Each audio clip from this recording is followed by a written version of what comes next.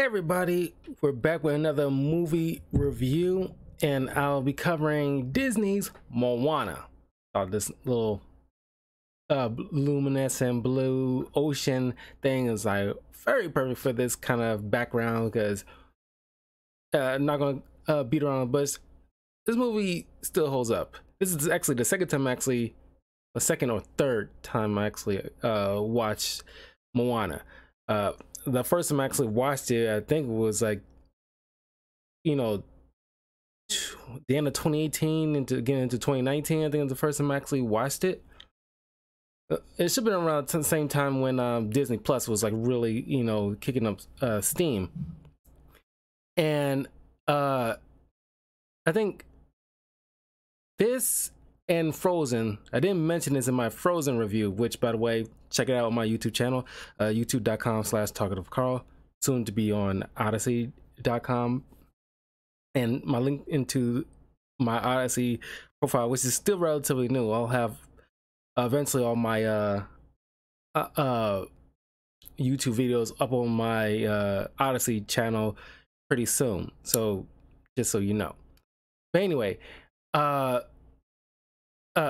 this, like Frozen, is because some people, Disney is like, when it comes to their female leads, is maybe it's the live action sometimes, but I don't know. It's just when it deals with like female led characters, you sometimes will get something like Anna and Elsa and Moana, but other times you might get something like the live action Mulan. And maybe it's the animated ones for the most part. Don't quote me, because there's probably a few here and there where it's not done well, but it's like polar opposite with the live action. There's a few that's actually done well, like Cruella, but the others for the most part, like the live action Bella, not as much. It's just that Moana and Elsa, prime examples of, because I want to bring up about the hero's journey. It's like a typical for when writing a story or a particular character, typically less geared towards like male-centered leads, like Luke Skywalker. He's like the perfect example of a hero's journey type of story. Moana, as I was watching this, really like is done well so far as like a hero's journey. And in case you don't know about the hero's journey, it comes in like 3 acts. 1, departure, which details the call to adventure, refusal of the call, the supernatural aid, the crossing of the first threshold, belly of the whale.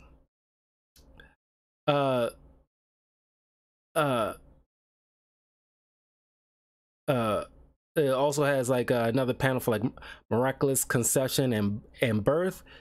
2, an initiation of the hero child. 3, withdrawal from family or community for medication or preparation. Then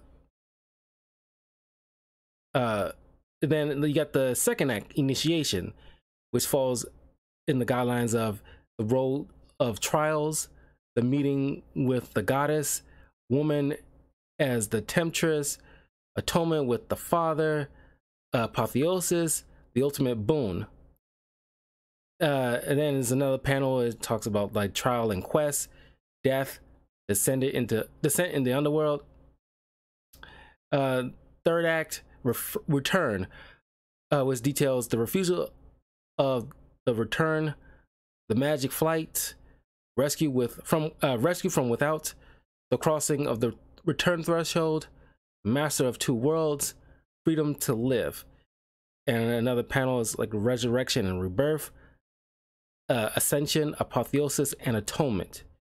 And as I'm watching this, it fits, for the bulk of it, fits Moana's story very well. As I go through a story, you'll know, but man, it is very well done. She is like if you watch my Disney princess tier list, I put Moana very high because I think she is like, really, she really, her and Elsa is probably like the two I can think of that doesn't fall in the same. It turns the whole Disney princess on its head, and it's done very smart. It's very smart with it, and it's handled with such reverence and respect, not only to uh the tree that is branching from, but is also doing its own thing, and it is a perfect it handles, Moana especially handles the Polynesian Pacific Island culture so well done. Disney, like to co-op these kind of things to market it, your culture. That's a whole nother story, but it's done very well. A lot of people involved are from the Pacific Island Polynesian descent, and like takes its roots very seriously. I was watching this. If I didn't watch the Deadliest Warrior episode, where it has the Maori warrior versus the Shaolin monk, that really gives, really opened up the door to what the lifestyle of the Maori was part of the Pacific Islander culture, and that because the wardrobes and the haka dance and everything like that, it's like, like I was already a little bit familiar once I watched the film, and it's like, yeah, the haka, and it's just like the kind of like their battle cry and war dance. It's very cool, like the tattoos and like the certain tools that they use. It's like all familiar stuff. So anyway, the movie stars, I might butcher a couple of these names, so my apologies. Louis Carvalho as Moana, Dwayne Johnson as Maui, Rachel House as Tala, Tamura Morrison as Tui, the father. If you're not familiar, he is Boba Fett. Jermaine Clement as Tamatoa. Nicole Scherzinger, if you don't know who she is, she's a musical artist. I didn't even know she was from Hawaii, but she plays Moana's mother. And here's the thing, yeah, Alan Tudyk as Hey, Moana's pet rooster. And this dude just, you can't get, it's nitpicky, and I'm not taking anything away from Alan Tudyk because he is a great actor, but he's getting these kind of like, a few roles he does is usually like, certain animals, and I mean, I get creatures, you can provide certain creature voices, but sometimes you don't need a person to voice a particular animal unless the animal's actually talking, because you can just get a rooster, put in like some database for a rooster call and just repeat it or chop it up or whatever like that. Did you really need to pay Alan Tudyk probably not saying an obscene amount of money? I'm not sure how much he got paid for this, but it's like, didn't really need that. I'm just saying, it's not like Stitch. Some people like to play around, so like, Moana's pretty much like a Lilo and Stitch kind of thing, but you don't really need like Alan Tudyk for that. But yeah, basically, you hear like the grandmother of Moana give a tale of this goddess, Tafiti, who pretty much like, give life to the waters and the islands and everything like that. And by the way, the look of Tahiti is so beautiful. Like, I just want to take like the animation is stunning. It's like the warmer climate version of what you see from Elsa. If Elsa Frozen really make ice and snow look so brilliantly, done, and it's just like so well crafted, like actual crisp snow. This is like the polar opposite, to where they make the water and the the forest, the islands, and the green grass all look so brilliantly done. The moss on the grass looks so realistic. It's very, like, the time they put into it is so well done, especially the water. That is the bluest, most seamless animated water that I've seen in any kind of animation fashion. But Tahiti is given life to the lands and everything like that, but she has this she derives her power from this jade in her heart, the Panamu stone, and it's pretty much like just a jade just pretty much like just jade stones. And you get Maui, who's pretty much like a demigod, is like a trickster god. Is not too dissimilar to like Loki from Norse mythology. But it's like an original character made from the. I tried to look it up to see if like Maui was an actual like god or trickster god from the Polynesian kind of mythology, but no, he's like an original character made from for the movie. He's like a trickster god who, kind of like Prometheus, gives all these things to like fire to the people, and like raise mountains for them to settle on for the land. And he ends up, the story goes, he ends up stealing this Panamu stone from the goddess in order to give the power of creation to humanity. But this resulted in the creation of this lava monster, and the Taka. And upon trying to escape from Taka, he ends up losing his fish hook, his what do you call it? Well, it's just his magical fish hook. I thought he called it something specifically. And the Panamu stone also got lost, and Maui has never been heard from again and it's been over 1,000 years at this point after that happened.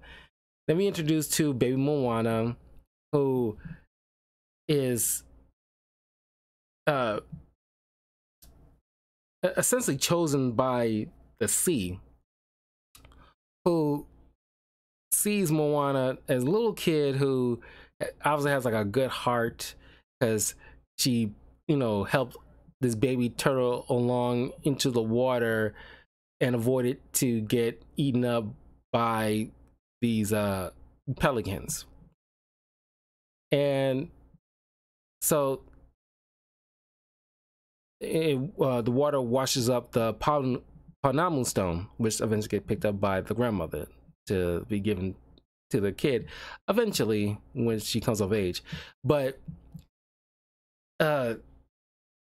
for some reason, as time went on, as Moana kept growing up, she keeps trying to like sail out of the seas. It's like some kind of weird calling, or she's kind of, because her people were voyagers, like to sail out at sea, discover new territories and stuff like that. And of course, her parents keeps preventing her to go out there, because her father was the chief and forbidding people to go out to out at a certain point beyond their territory on the island. And uh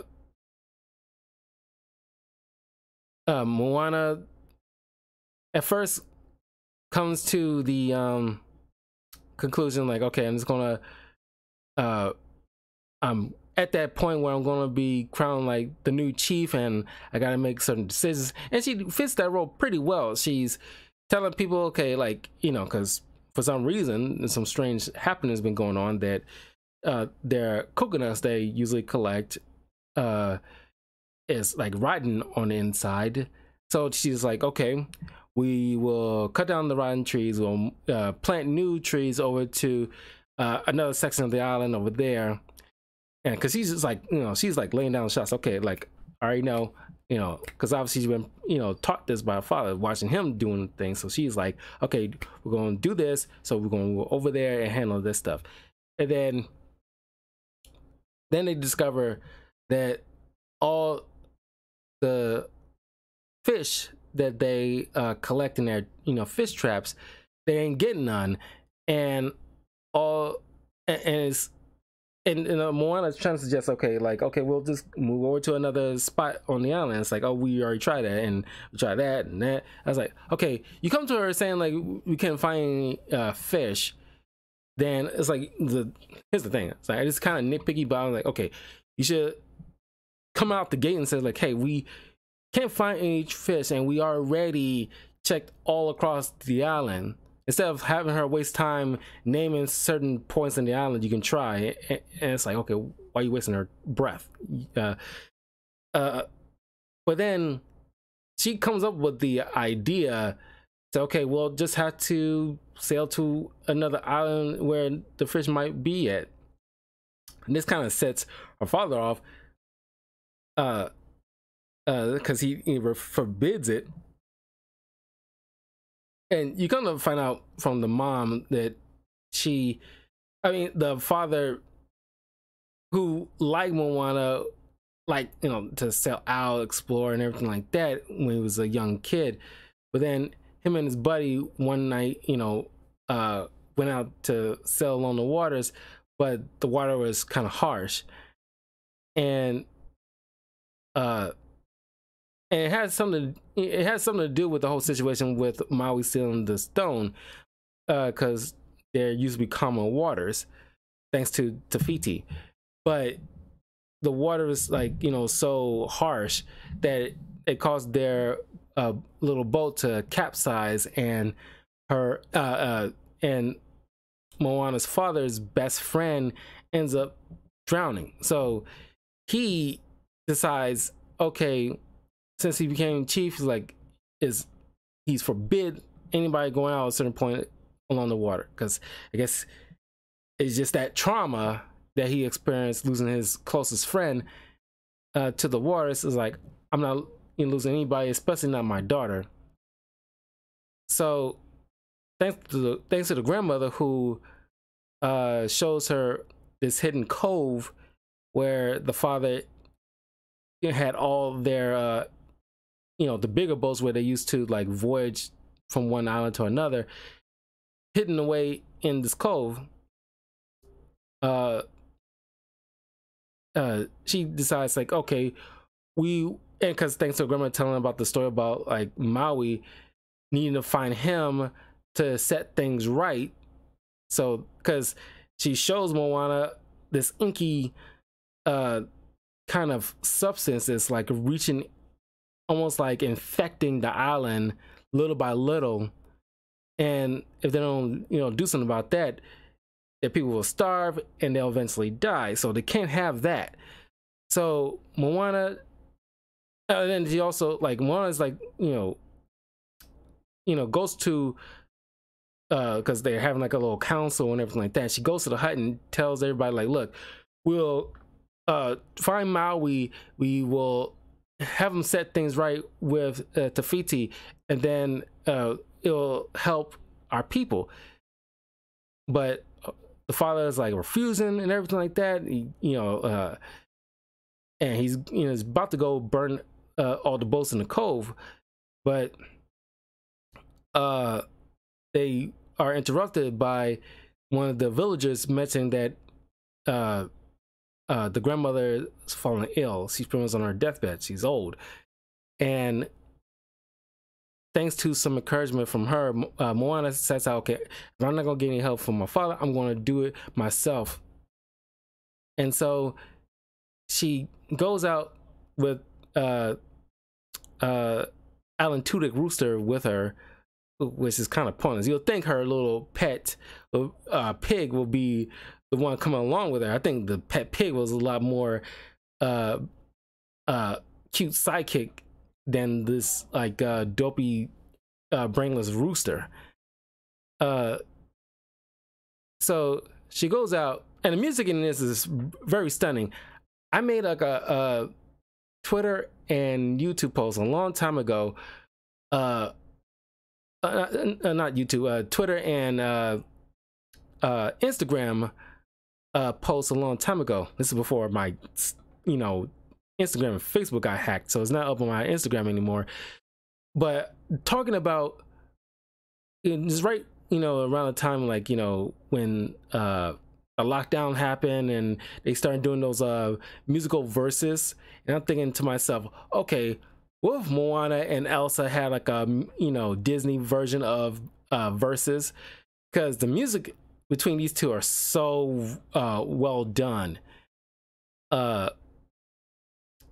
And of course, is Lin-Manuel Miranda, who helped along with the musical composition and everything.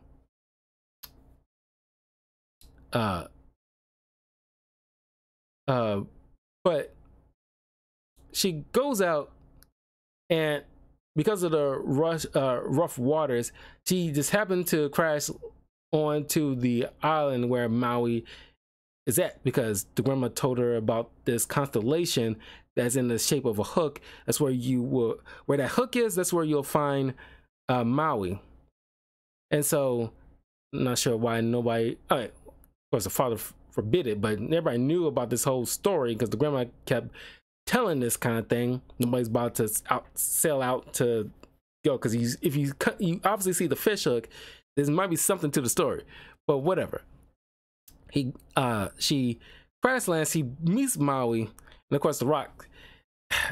This thing ain't bad, but it's not good either. It's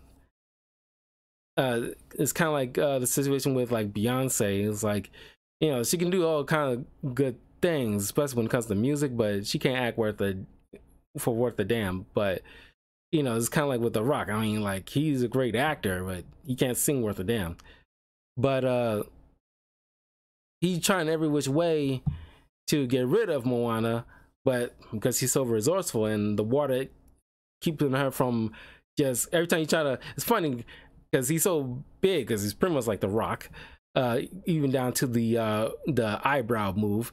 He keeps just picking her up because she's just so like a tiny thing, and just picking her up and just moving her or just tossing her off the boat, but the water just keeps putting her right back on.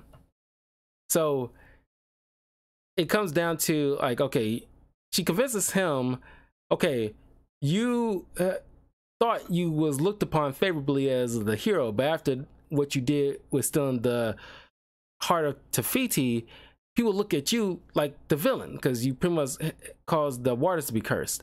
So because you learned later on that when he was born, his family abandoned him, and the gods took pity on him, gave him his powers and this magical fish hook that allows him to shapeshift. He's just been doing nothing but trying to help humanity.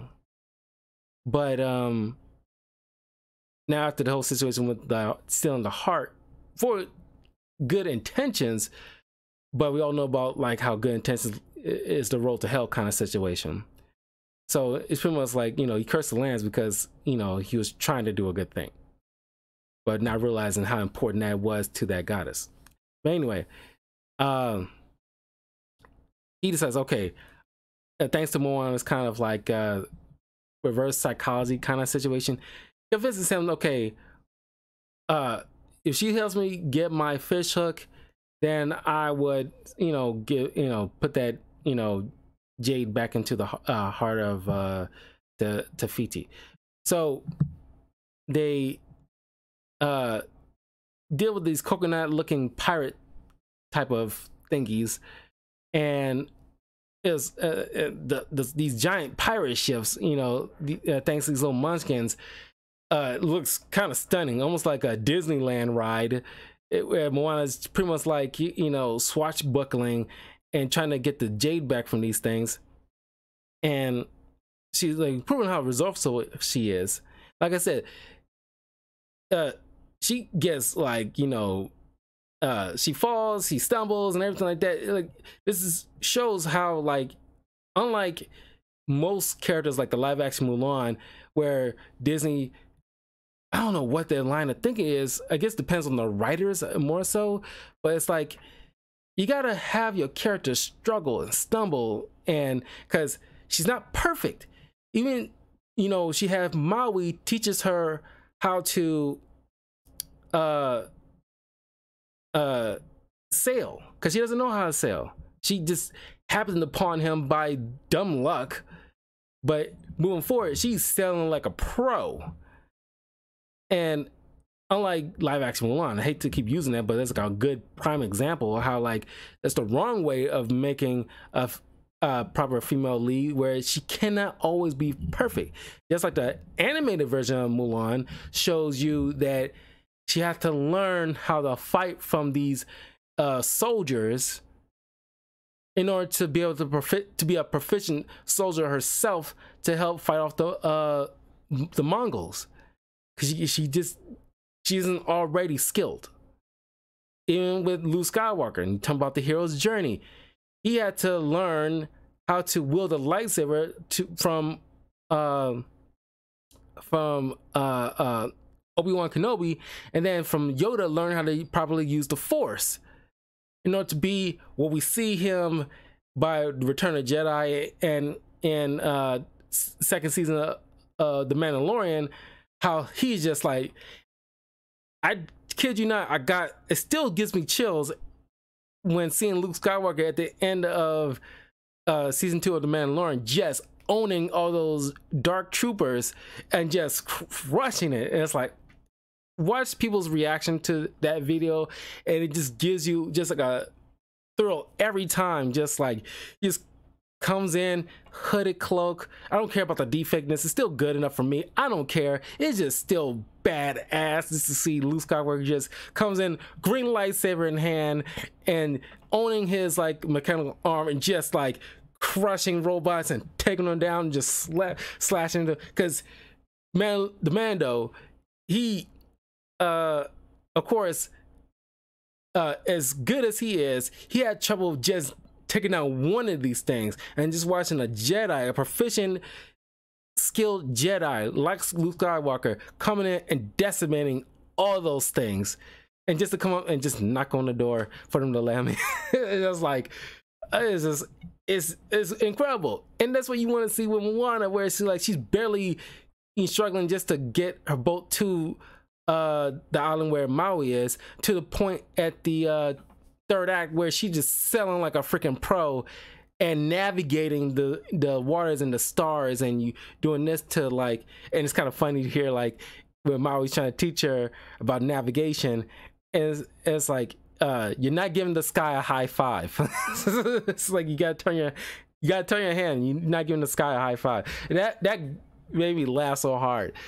But you can see the point. Just, like, the hero's journey is so like poignant, and it's like it's like I've seen plenty of movies, and I know a lot of them do the whole hero's journey thing in some way, shape, or form, but this one really made that stand out a lot more, because I wasn't even thinking about it when I put it on the list of things I was going to review. Once I started watching it, I can help but think about the hero's journey. So yeah, it is like brilliantly handled. So they go to this sunken city where all these sea monsters are, and they get the fish off the back of this giant this coconut crab.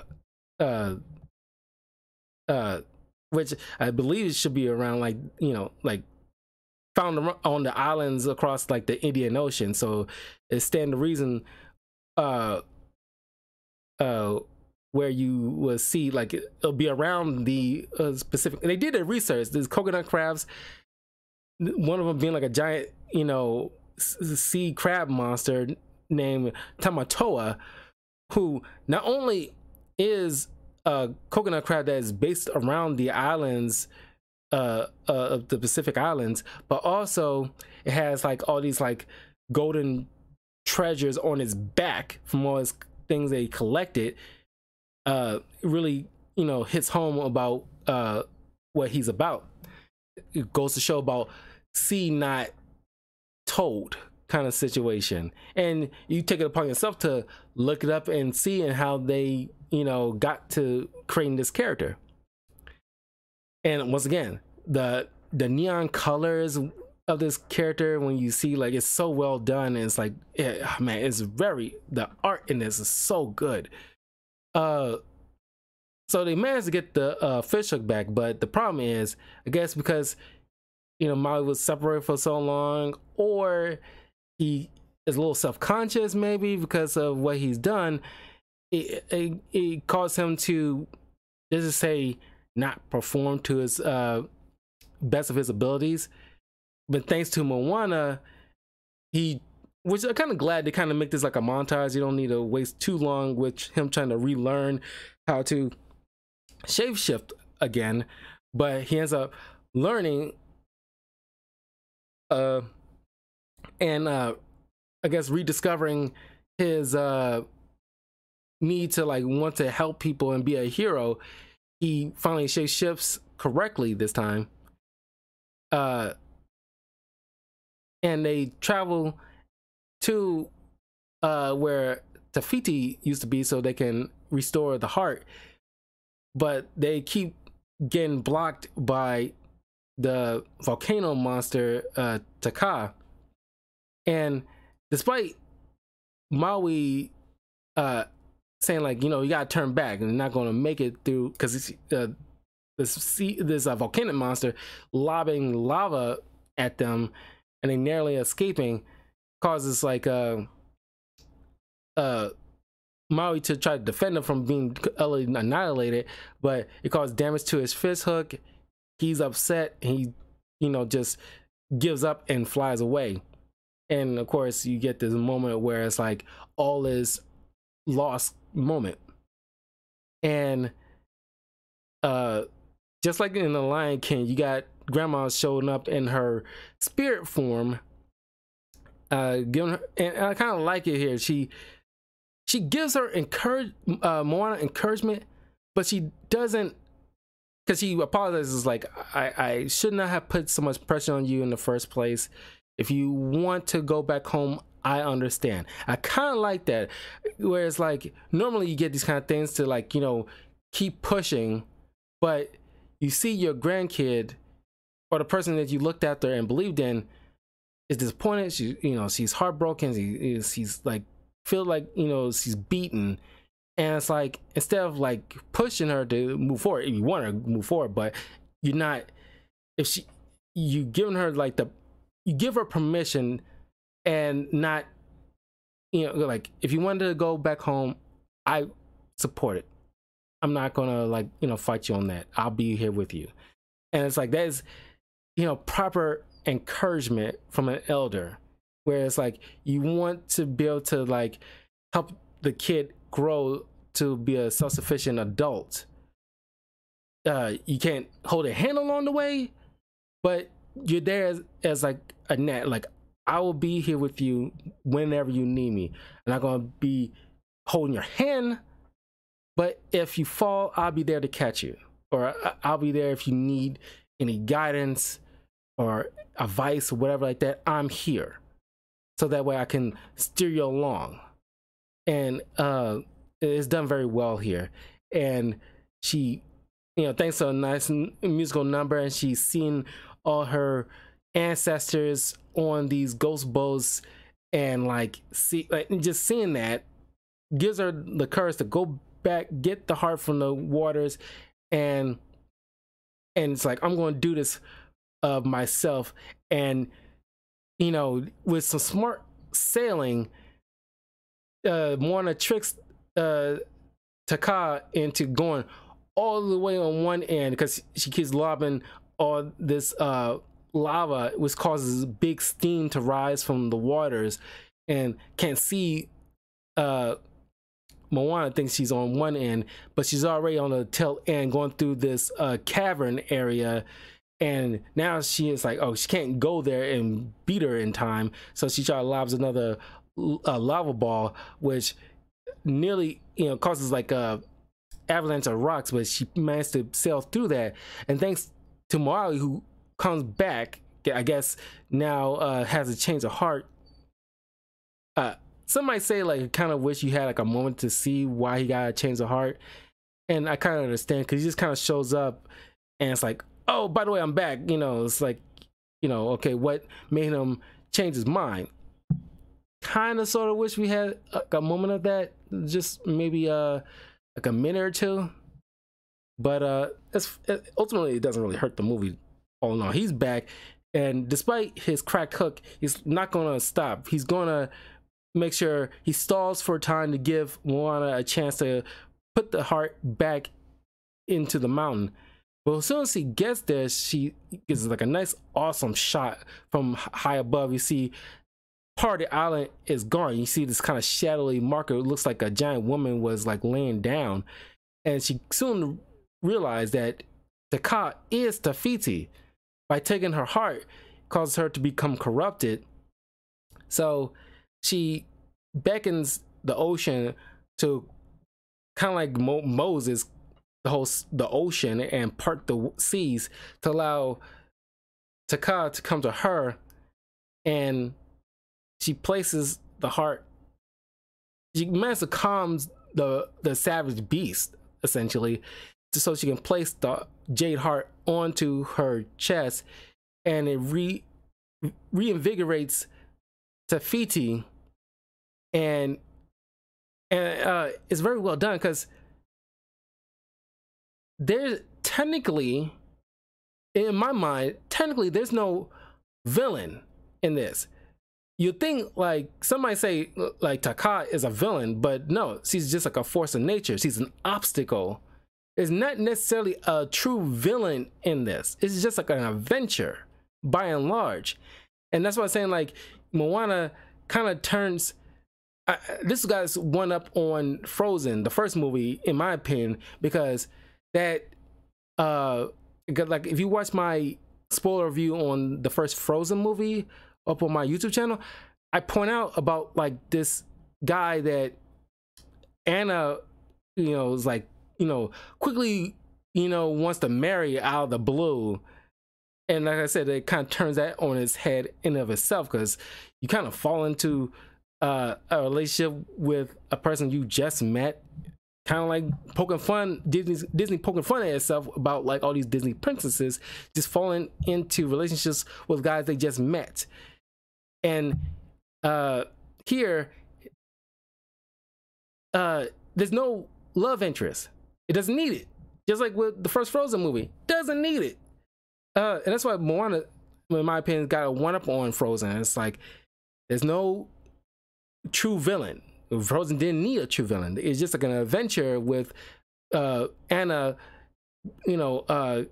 giving like Elsa encouragement and believing in herself and not looking at herself as some kind of monster or a freak.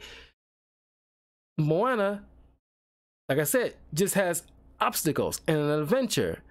And bonus, there's no love interest. There's no thing between her and Maui, which most other directors and writers probably would have made that so. Or like Frozen, forced one into the story, which probably wouldn't have been needed. Like I said, it's brilliantly done. I love it. I like the look on Te Fiti when she's looking at, that look when women give you when she's like kind of like annoyed, or that look, kind of like that stare they know how to do somehow. And Yeah, and of course Maui's like, hey Tafiti, how you doing? You looking great.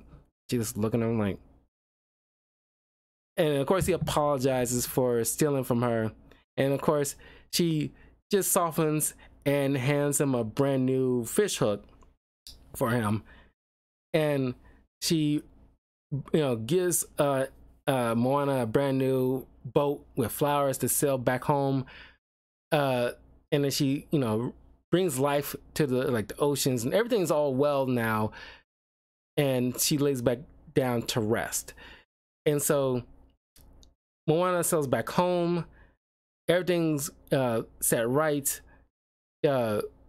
She's the brand new chief, and then now going back to their roots and voyaging on the seas. Now the waters are calmer, and so that's where Moana ends.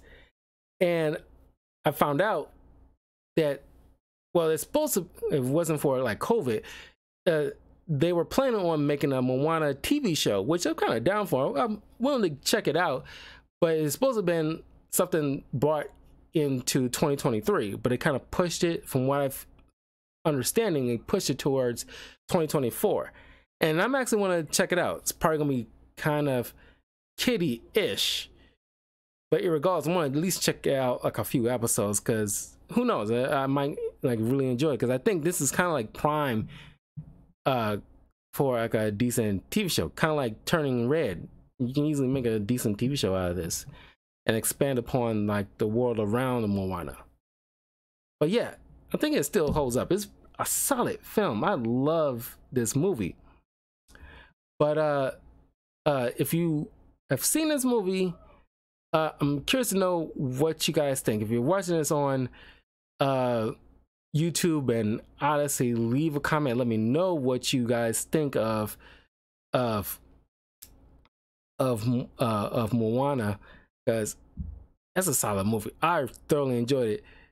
Aside from the nitpicks I have, which doesn't really hurt the movie all too much. But like I said, I think added minute scene of why Maui had like a change of heart, instead of just showing up out of blue just to kind of rust it in, just to say, oh yeah, he's part of this, so we got to have him help out. But I kind of would like to see like a minute of why, maybe like the gods speaking to him, saying, you can set things right or something like that, so he can have that kind of his moment of encouragement and getting back on that horse and helping out Moana. That I think would have benefited. But I like the movie regardless. It's very well done. I love the music in this. I think maybe Frozen might have slightly better music, but I kind of hope there is a sequel to this, because Frozen got like 2 movies and a TV show already. I think Moana is supposed to be getting like a TV show as well, but I think we also need a sequel to this. So yeah, because I think it benefits from this. The actress involved who played Moana, I think this is her first role, because she got this when she was still a freshman in high school. So not sure what other stuff she's been in beyond this, because I think she is an amazing actress. Yeah, Moana's her first movie, but she's also been to like Ralph Breaks the Internet as a cameo, a Moana cameo. She was in this movie in 2020, All Together Now. There's another movie, Crush, on Hulu, she's in.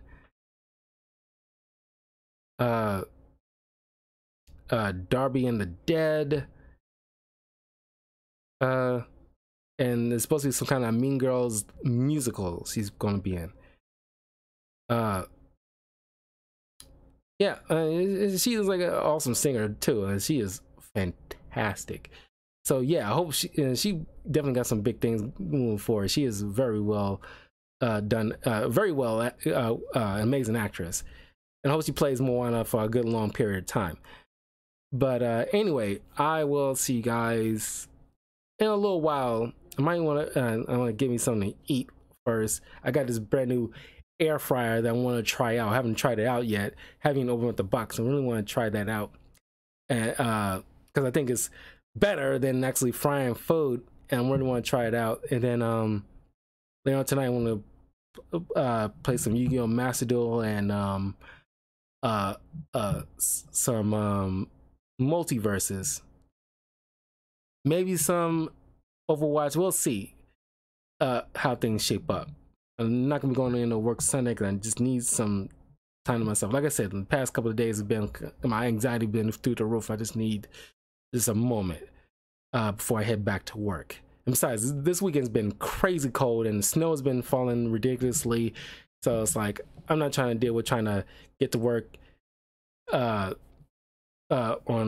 It's supposed to be snowing on Sunday, and I'm not trying to deal with that. I had to deal with that Friday, and it's like, okay, nope, and I can't do it for a Sunday. At the very least, you know, I want to be able to get to work and home on time, and I don't want to waste time, money on like a Lyft ride, because it's going to be probably crazy expensive. It's going to be like not only bitter cold, but like snowing on top of that. I'm not dealing with it. But anyway, I will see you guys later on tonight. So follow me on Twitter so you'll know when I'm live. That's at Talkative Carl. So definitely follow me there. Or twitter.com/Talkative Carl if you want to be technical. But anyway, I'll see you guys soon. Mahalo. Mahalo? That's Hawaiian. Yeah, good. Mahalo.